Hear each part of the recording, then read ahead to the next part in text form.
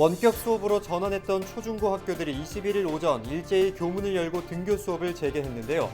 학생들과 학부모들의 걱정은 여전합니다. 최근 인천시의회에서 공공배달의 활성화 방안을 주제로 토론회가 열렸습니다. 어떤 이야기가 오갔는지 살펴보겠습니다.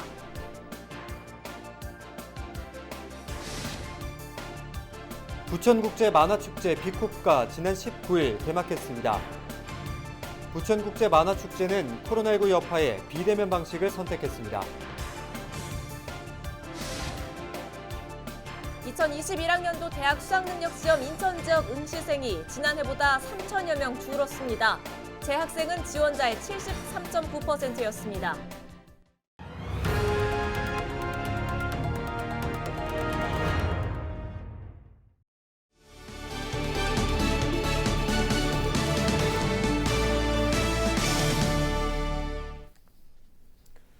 여러분 안녕하십니까? 헬로티비 뉴스입니다.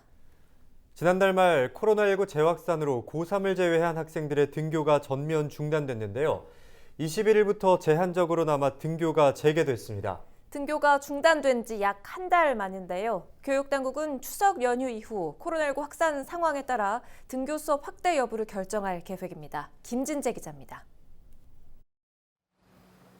마스크를 낀 아이들이 하나둘씩 교문으로 들어갑니다. 기다리고 있던 선생님들은 아이들과 반갑게 인사합니다.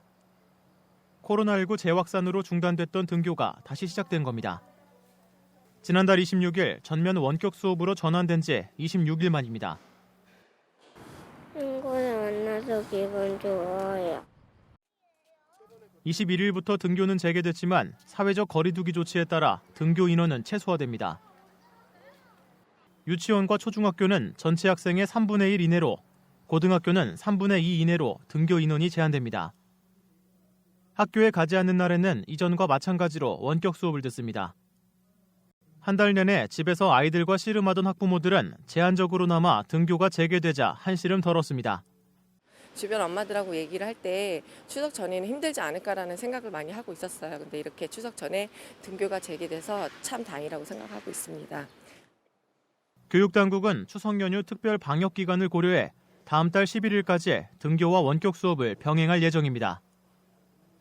이후 코로나19 확산 상황에 따라 등교 수업 확대 여부를 결정할 계획입니다. 10월 12일부터 등교 수업일을 더 확대할지 여부에 대해서는 감염증 추이와 지역별 상황을 종합적으로 고려해서 지역의 상황과 특성을 최대한 반영하도록 할 예정입니다. 수도권을 중심으로 확산하던 코로나19가 점차 안정되면서 컴퓨터로 수업을 듣던 아이들도 늦게나마 2학기 첫 등교를 시작했습니다. 헬로티비 뉴스 김진재입니다. 부천국제 만화축제 빅코프가 지난 19일 개막했습니다. 코로나19 여파의 현장 개막식을 최소한으로 진행하면서 동시에 온라인으로 공개하는 방식을 택했는데요. 언제 어디서나 만화를 주제로 한 비대면 축제에 전 세계 만화 애호가들이 참가해 축제를 즐기고 있습니다. 이정하 기자가 취재했습니다. 올해로 23번째를 맞이한 부천국제 만화축제. 코로나19 여파에 비대면 방식을 택했습니다. 개막식의 규모를 대폭 축소해 여는 동시에 온라인으로 현장을 생중계하는 겁니다. 예년처럼 떠들썩하지는 않지만 코로나19로 어려운 상황 속에서 만화를 통해 힘을 얻을 수 있는 다양한 즐길거리를 준비했습니다. 지금부터 펼쳐질 만화에서 시작되는 다채로운 이야기들을 마음껏 즐기시기 바랍니다. 초청 관객 100여 명이 관객석 대신에 실시간 화상 채팅을 통해 모습을 드러냈습니다. 2억 마일이 떨어진 해외에서도 접속하면서 한국 만화에 대한 관심을 높였습니다. 특히 시공간이 사라지면서 예년에는 닷새에 그쳤던 축제가 올해는 열흘 가까이 늘어났습니다. 코로나19로 인해서 비대면 축제를 하게 되었습니다. 비록 온라인 축제이기는 하지만 보다 많은 사람들이 참여하고 다양한 연령층 그리고 글로벌화할 수 있는 그런 좋은 기회가 되리라고 생각합니다. 또 올해 부천 만화대상과 대한민국 만화공모전 수상작도 비대면으로 시상했습니다. 축제 기간 동안 관객들은 공모전 수상작과 함께 만화 캐릭터 분장을 주제로 한 코스튬 플레이어, 독립만화 등을 가상 전시실에서 접할 수 있습니다. 사상 처음 비대면으로 개막한 올해 부천 국제 만화축제는 온라인으로 접속만 하면 언제 어디서든 즐길 수 있는 다양한 콘텐츠와 함께 오는 27일까지 이어집니다. 헬로티비 뉴스 이정화입니다. 지역 골목 상권의 활성화를 위해 여러 지자체들의 공공 배달 앱 개발을 추진 중에 있습니다. 인천시도 그 중에 하나인데요. 최근 인천시의회에서 공공 배달앱 활성화 방안을 주제로 토론회가 열렸습니다. 이재필 기자와 자세한 이야기 나눠보죠. 이 기자, 인천시의회가 이번 토론회를 준비한 배경부터 좀 살펴볼까요? 네, 그 민간 배달앱 업체의 과도한 수수료가 지역 골목 상권에 큰 부담으로 다가오고 있다는 사실은 여러 차례 보도해 드린 바가 있죠. 네. 많게는 음식 가격의 16%까지 수수료를 내고 있는 것으로 알려져 있는데요. 코로나19 때문에 현재 또 이제 배달 주문이 많이 늘고 있는 그런 상황이잖아요. 네. 이에 인천시도 이제 그 공공 배달앱 개발을 진행을 하면서 이 소상공인들의 부담을 줄여줘야겠다라는 이런 어떤 취지로 배달앱 그 개발을 진행 중에 있습니다. 그래서 인천시의 이제 공공앱 배달앱 개발 계획도 짚어보고 지역 상인들의 요구 사항은 어떤 것들이 있는지 이런 논의하는 자리를 만든 건데요. 특히 이번 토론회 자장은 신은호 인천시 의회 의장이 맡았습니다. 신은호 의장은 지역 골목 상권 활성화라는 중요한 주제인 만큼 직접 좌장을 맡았다라고 이렇게 입장을 밝히기도 했는데요. 네. 신은호 의장의 이야기를 직접 한번 들어보시죠. 이미 배달앱 시장은 독점적 주의를 갖는 3사에 의해 좌우되는 기울어진 운동장으로 공공 분야에서 기울어진 틀을 일정 부분 바로잡아야 소상공인이 불이익을 당하지 않고. 네, 영상을 함께 보고 왔습니다. 이처럼 지역 골목 상권 활성화는 인천시의 주요 핵심 과제 중에 하나인데요. 그렇다면 이번 토론회에서 밝힌 인천시의 공공 배달 앱의 개발 계획은 좀 어떻게 되는 겁니까? 네, 인천 이음 플랫폼에 이미 이 공공 배달 앱 코너가 있기는 합니다. 그런데 가입해는 업소도 많지 않고 이용하는 사람도 거의 없다라고 봐야 할 정도로 사용이 거의 전무해요. 네. 그리고 이제 업소명과 연락처 정도만 이제 제공하는 정도이기 때문에 리뷰 등 다양한 정보를 제공하는 민간 공공 앱과 비교해서도 기능이 많이 부족한 것도 사실입니다. 예, 그래서 이에 인천시는 주문 배달 서비스 개선 방안을 이제 이번 토론회에서 발표를 했는데요. 네. 먼저 모바일 앱 내에서 메뉴를 선택하고 결제까지 가능하도록 이제 시스템을 개선하겠다라고 이렇게 밝혔고요. 배달 가맹점도 연말까지 6,000개까지 확대할 계획입니다. 그리고 무엇보다 인천 이음 플랫폼의 가장 큰 특징은 이제 캐시백 할인이 된다라는 점인데요. 자발적으로 할인 혜택에 동참하는 혜택 플러스 가맹점을 최대한 확보하겠다라는 이런 입장도 밝혔습니다. 변주영 인천시 일자리 경제본부장의 이야기를 직접 한번 들어보시죠. 오히려 혜택 플러스 가맹점들을 확대해 나가는 겁니다. 그렇게 되면 일정 부분들의 분담을 혜택 기금을 갖고 혜택 플러스 가맹점들, 가맹점주들이 커버를 해주고, 우리는 예를 들어서 한 5%나 4% 정도의 캐시백을 지원해줘서 분담을 하는 형식으로 가고. 그 필요성에 대해서는 아마 많은 분들이 이렇게 공감을 하고 있는 모양새인데요. 또 한편에서는 이 공공 배달앱 개발을 신중해야 한다, 이런 목소리도 나오고 있다고요. 네, 맞습니다. 토론회에 참석한 강원모 인천시 의원의 이제 주장이기도 했어요. 그 민간 영역인 배달앱 시장을 과연 공공 영역이 침범하는 것이 맞느냐 의문이다, 이런 이야기였는데, 네. 특히 현재 인천 이음의 가장 큰 성공 원인은 이제 캐시백 효과인데, 이 캐시백 효과를 이제 재정 부담으로 이제 메우고 있는 건데, 네. 이걸 언제까지 이어갈 수 있을지 장담할 수 없는 상황이다. 그러면 이걸 과연 제대로 이어갈 수 있겠느냐, 이런 반문이었어요.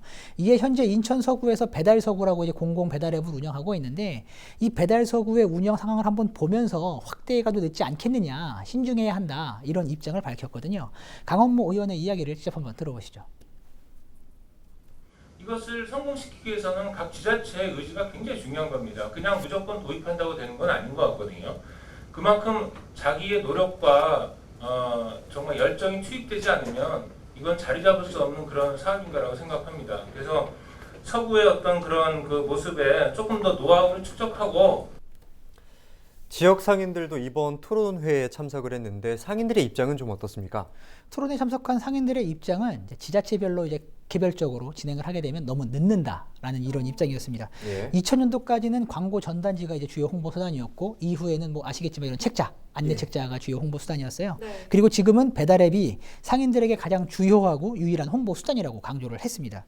이런 상황에서 어느 구는 공공 배달앱을 개발하고 어느 구는 개발하지 않는다고 하면 상인들 간에도 어떤 이런 편차가 발생할 수밖에 없잖아요. 이런 문제는 없어야 된다 이런 이야기를 했는데 특히 낮은 수수료의 공공 배달앱을 개발한다는 것은 지역 소상공인들에게 큰 힘이 된다 이렇게 강조를 했어요. 네. 토론회에 나선 장영환 인천 서구상인 협동조합 이사장의 이야기를 직접 한번 들어보시죠. 군소 메이커 내지는 개인 브랜드를 가지고 있는 골목 상권들은 아무런 힘이 없이 그저 쳐다만 보고 있을 뿐입니다. 천수담 농사를 짓고 있는 게 하늘만 쳐다보고 있을 뿐입니다.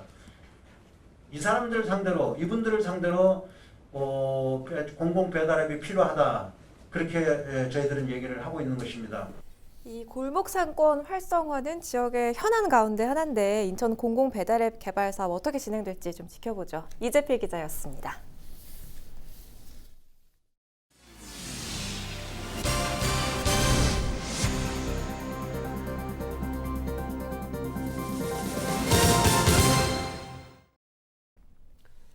인천시가 시청사를 개선합니다. 인천시는 21일 기자간담회를 열고 시청사 개선 계획을 설명했는데요. 개선 계획을 살펴보면 먼저 시청 앞 건물을 매입해 민원인들을 위한 별관으로 활용하기로 했습니다. 특히 자리 문제로 외부에 나가 있는 35개 부서, 600여 명의 직원들을 신축 별관으로 불러들일 계획인데요. 별관 매입과는 별개로 루원 복합청사 건립 사업은 계획대로 추진할 방침입니다. 루원 복합청사는 오는 2024년 준공 예정인데요. 이곳에는 119 안전체험관과 인천지방국세청 등을 유치해 루원 행정 복합타운으로 조성한다는 입장입니다. 이뿐만 아니라 인천시청 앞 쉼터인 인천эт들은 지금보다 2배 정도 확대할 계획인데요.